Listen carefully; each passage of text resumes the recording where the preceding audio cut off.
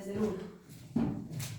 Leemos la palabra de Dios en el nombre del Padre, del Hijo y del Espíritu Santo. Amén. La reina de Saba visita a Salomón. Dice así: oyendo la reina de Saba la fama de Salomón, vino a Jerusalén con un séquito muy grande, con camellos cargados de especias aromáticas, oro en abundancia y piedras preciosas, para probar a Salomón con preguntas difíciles. Y luego que vino a Salomón, habló con él todo lo que su corazón tenía. Pero Salomón le respondió a todas sus preguntas, y nada hubo que Salomón no le contestase. Y viendo la reina de Saba la sabiduría de Salomón, y la casa que había edificado, y las viandas de su mesa, las habitaciones de sus oficiales, el estado de sus criados, y los vestidos de ellos, sus maestresalas y sus vestidos, y la escalinata por donde subía a la casa de Jehová, se quedó asombrada. Y dijo al rey: verdad es lo que había oído en mi tierra acerca de tus cosas y de tu sabiduría. Pero yo no creía las palabras de ellos hasta que he venido y mis oídos han visto, y he aquí que ni aún la mitad de la grandeza de tu sabiduría me había sido dicha, porque tú superas la fama que yo había oído. Bienaventurados tus hombres y dichosos estos siervos tuyos que están siempre delante de ti y oyen tu sabiduría. Bendito sea Jehová tu Dios, el cual se ha agradado de ti para ponerte sobre su trono como rey, para Jehová tu Dios, por cuanto tu Dios amó a Israel para afirmarlo perpetuamente. Por eso te ha puesto por rey sobre ellos, para que hagas juicio y justicia. Y dio al rey 120 talentos de oro y gran cantidad de especias aromáticas y piedras preciosas. Nunca hubo tales especias aromáticas como las que dio la reina de Saba al rey Salomón. También los siervos de Hiram y los siervos de Salomón, que habían traído el oro de Ofir, trajeron madera de sándalo y piedras preciosas, y de la madera de sándalo el rey hizo gradas en la casa de Jehová y en las casas reales, y arpas y salterios para los cantores. Nunca en la tierra de Judá se había visto madera semejante. Y el rey Salomón dio a la reina de Saba todo lo que ella quiso, y le pidió más de lo que ella había traído al rey. Después ella se volvió y se fue a su tierra con sus hijos. Amén. Hasta ahí. Señor Jesucristo, pongo delante de ti esta palabra que tú me has dado, Señor, que no sea yo, que seas tú a través de mí, tu Santo Espíritu, predicándola, que tú abras nuestra mente, nuestros sentidos espirituales, nuestro entendimiento para entender lo que tú quieres decirnos en el día de hoy, en el nombre de Jesús. Amén. Bueno, pues hoy hablamos del rey Salomón, ¿no? Es el personaje de la Biblia más destacado por su sabiduría, el hombre más sabio, ¿no? Registrado en la Biblia. Amén. Su sabiduría fue un don especial de Dios. Él mismo se la pidió al Señor, él confesó su debilidad y su ignorancia y le dijo al Señor: da pues a tu siervo un corazón sabio y entendido. Al Señor le agradó esta petición y el Señor le dio esa sabiduría, ¿no? Ese privilegio de ser el hombre con más sabiduría y de tener este gran reino, estas riquezas, ¿no? Todo lo que él le dio, esta honra, ¿no?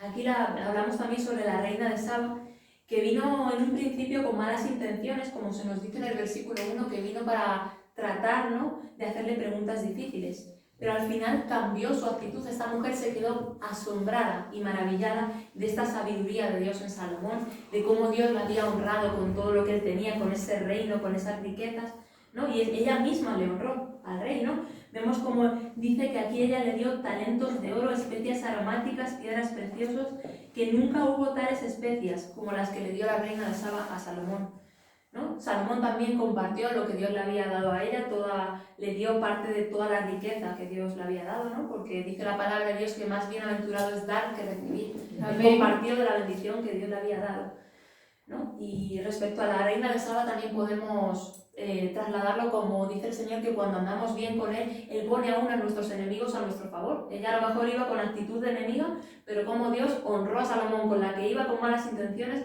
para ponerla a su favor y que ella le bendijera a él con esos regalos. La sabiduría de Salomón iba unida a la inteligencia, porque, hermano y hermana, la sabiduría no es lo mismo que la inteligencia. La sabiduría es alto grado de conocimiento, ¿no? Conocimientos, y la inteligencia es poner en práctica esos conocimientos, es el discernimiento para utilizar esos conocimientos de la forma adecuada, ¿no? Salomón fue sabio e inteligente porque fue buen administrador, con las riquezas que Dios le había dado, ¿no? Con ese oro, con esas riquezas, esos materiales. Él consolidó el reino que David su padre le había dado con esas riquezas, ¿no? Construyó el templo de Jerusalén, el templo de Jerusalén que fue gigante, fue grandioso, ese templo con ese oro. Salomón no fue mezquino, con lo que Dios le dio, él lo consolidó para el reino de Dios, ¿no? Que le había sido entregado. Fue buen administrador porque lo hizo para el reino de Dios. Pero al final Salomón cayó porque incumplió sus propios preceptos. Él mismo hablaba sobre la pureza, sobre la unión del hombre y la mujer en el matrimonio, ¿no? Pero al final él cayó por eso, por las mujeres, ¿no? Él no puso en práctica los conocimientos que tenía, ¿no? Y perdió lo que él tenía. Él cayó en tener varias mujeres y en la idolatría, que a Dios no le agrada para nada. Y él perdió su posición. Y les leo para que no perdamos tiempo respecto a la posición que él perdió. En Primera de Reyes 11 se nos dice: pero el rey Salomón amó, además de la hija de Faraón, a muchas mujeres extranjeras, a las de Moab, a las de Amón, a las de Edom, a las de Sidón y a las Eteas, gentes de las cuales Jehová había dicho a los hijos de Israel: no os llegaréis a ellas, ni se entregarán a vosotros, porque ciertamente harán inclinar vuestros corazones tras sus dioses. A estas pues se juntó Salomón con amor, y tuvo 700 mujeres reinas y 300 concubinas, y sus mujeres desviaron su corazón.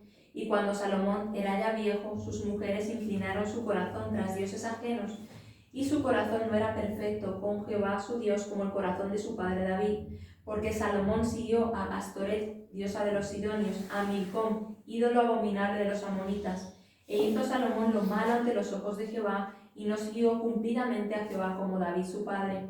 Entonces edificó Salomón un lugar alto a Quemos, ídolo abominable de Moab, en el monte que está enfrente de Jerusalén, y a Moloc, ídolo abominable de los hijos de Amón. Así hizo para todas sus mujeres extranjeras, las cuales quemaban incienso y ofrecían sacrificios a sus dioses.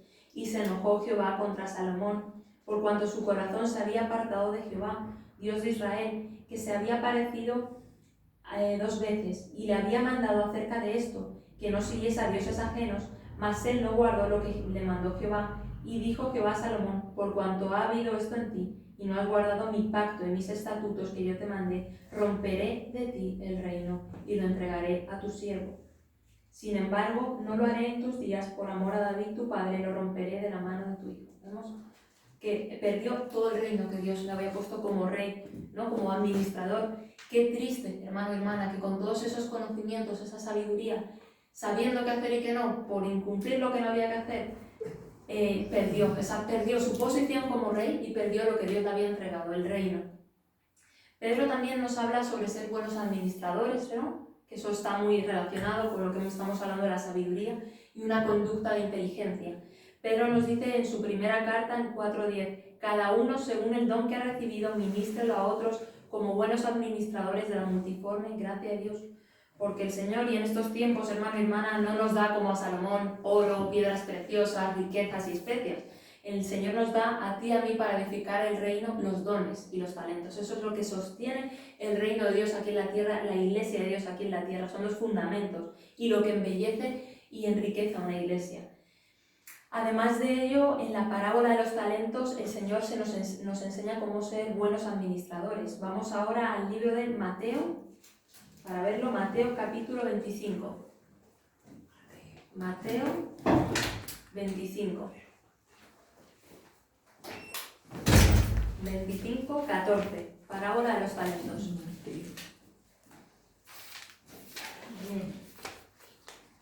Mateo 25, 14. Parábola de los talentos. Amén. Parábola de los talentos. Porque el reino de los cielos es como un hombre que, yéndose lejos, llamó a sus siervos y les entregó sus bienes. A uno dio 5 talentos, y a otro 2, y a otro 1, a cada uno conforme a su capacidad. Y luego se fue lejos. Y el que había recibido 5 talentos fue y negoció con ellos, y ganó otros 5 talentos. Asimismo, el que había recibido 2, ganó también otros 2. Pero el que había recibido 1 fue y cavó en la tierra, y escondió el dinero de su señor. Después de mucho tiempo vino el señor de aquellos siervos y arregló cuentas con ellos. Y llegando el que había recibido 5 talentos, trajo otros 5 talentos, diciendo: Señor, 5 talentos me entregaste, aquí tienes, he ganado otros 5 talentos sobre ellos. Y su señor le dijo, bien, buen siervo y fiel, sobre poco has sido fiel y sobre mucho te pondré, entra en el gozo de tu señor.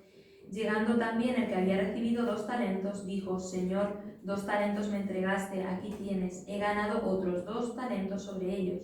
Su señor le dijo, bien, buen siervo y fiel, sobre poco has sido fiel, sobre mucho te pondré, entra en el gozo de tu señor.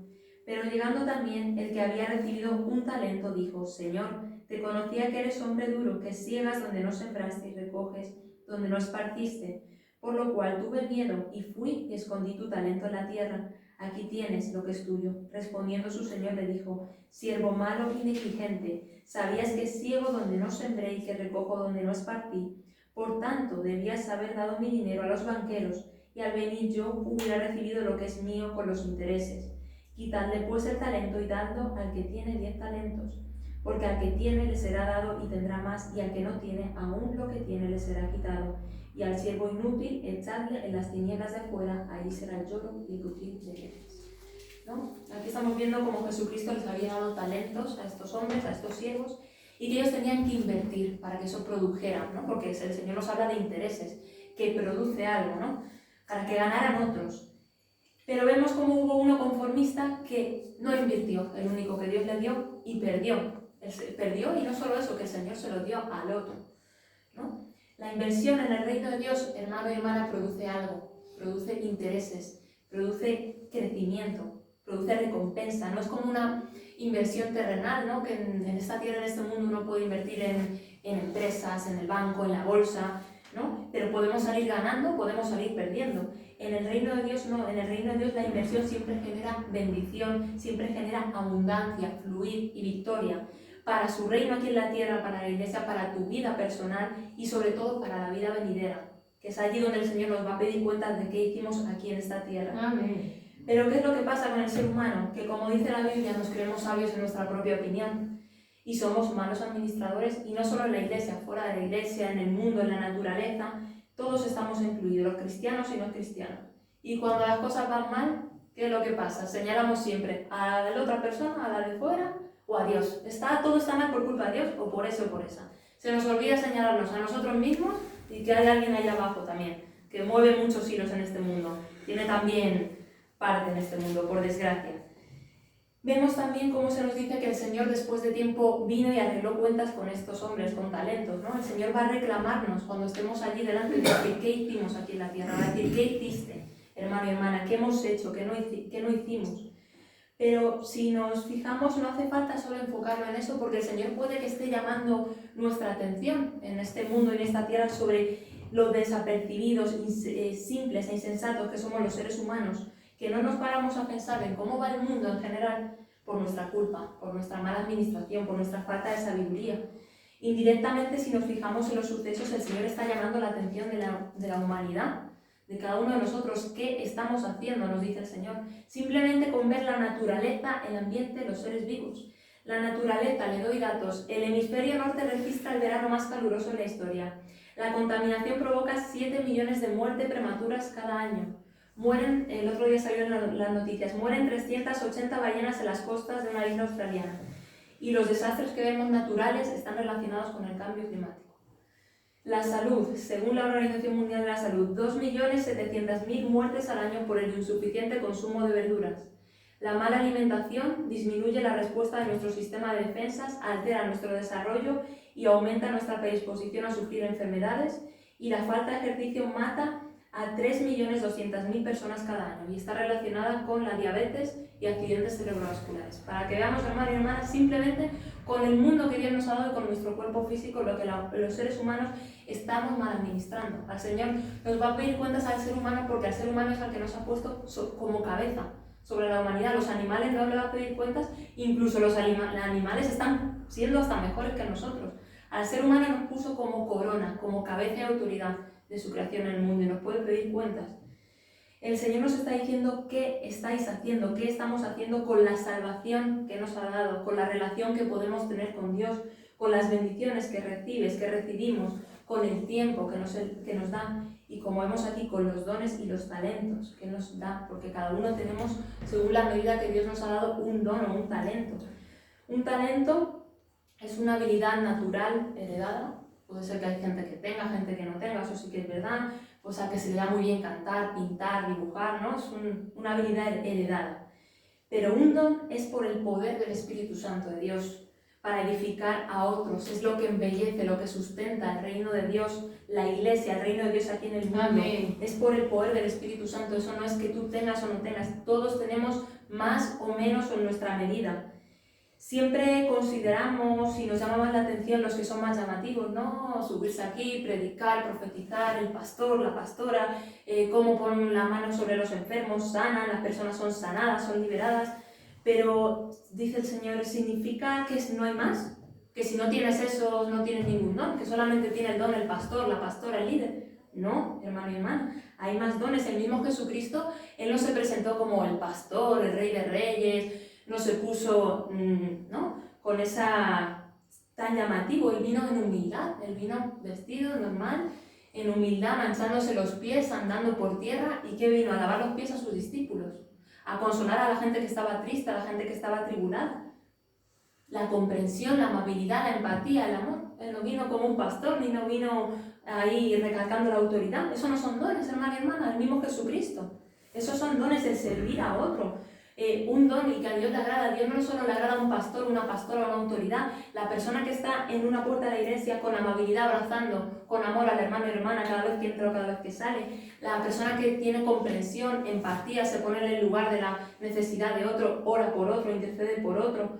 La persona que anima, una persona que está triste, una persona que es detallista, que se preocupa por el local de la iglesia, que adorna el local de la iglesia, que distribuye las sillas, es un don.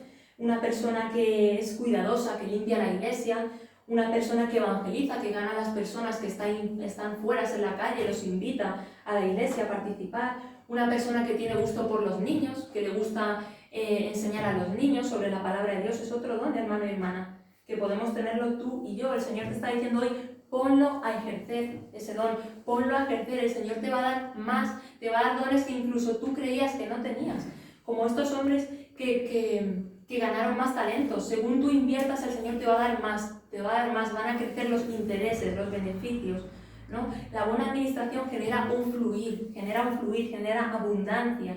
El Señor le está diciendo hoy a su iglesia, a todas iglesias, no importa, ¿qué estáis haciendo? ¿Qué estás haciendo, iglesia?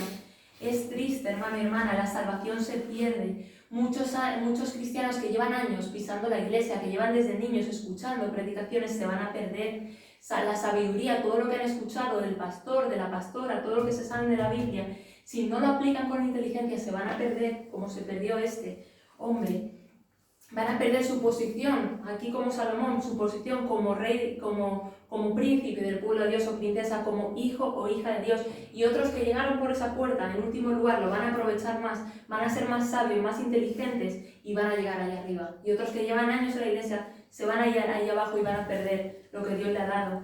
Es triste, hermano y hermana, que el pueblo de Dios en general no viva como Dios quiere, como príncipes y princesas del reino de Dios, por no aplicar la sabiduría, hermano y hermana. Y sobre todo el Señor me hacía referencia que a Él le provoca tristeza que el Evangelio, el reino de Dios en la tierra, viva con mediocridad en esta tierra, que apenas existan iglesias bendecidas, iglesias grandes, iglesias fervientes en el Espíritu, iglesias en las que ocurran milagros, prodigios y maravillas como ocurría con los apóstoles, esos enfermos, esas personas que eran sanadas y ministradas, que al Señor me decía que a Él le provoca tristeza, esa mediocridad que vive el pueblo de Dios por no estar fundamentado en esos dones y talentos de todos en conjunto.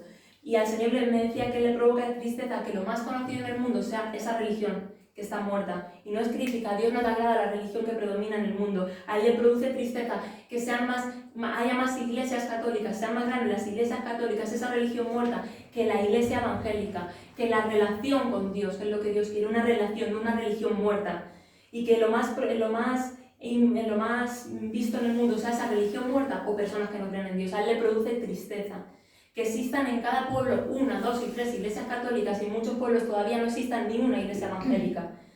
Y que en miles y millones de rincones no exista ni una iglesia evangélica.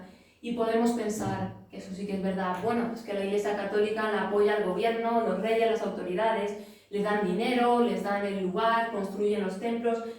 A la iglesia católica le proporciona los medios las autoridades, pero es que a la Iglesia Evangélica le proporciona el Rey de Gloria, el Rey de Reyes, el Señor de Señores, el dueño del oro y de la gloria, el que pone el Rey de Reyes. A él le agradaría, hermano y hermana, que existan iglesias grandes. Hay pastores con iglesias que son teatros, un campo de fútbol. Al Señor le agradaría que todas, no solo, yo no lo digo por el interés ni por esta iglesia, que el mundo, los pueblos, las naciones estuvieran llenas y repletas de esas iglesias, de la gloria de Dios y del reino de Dios aquí en la tierra. Amén. Y les acabo, finalizo con Proverbios 4. Si quieren, búsquenlo. Proverbios 4. Proverbios 4, 5.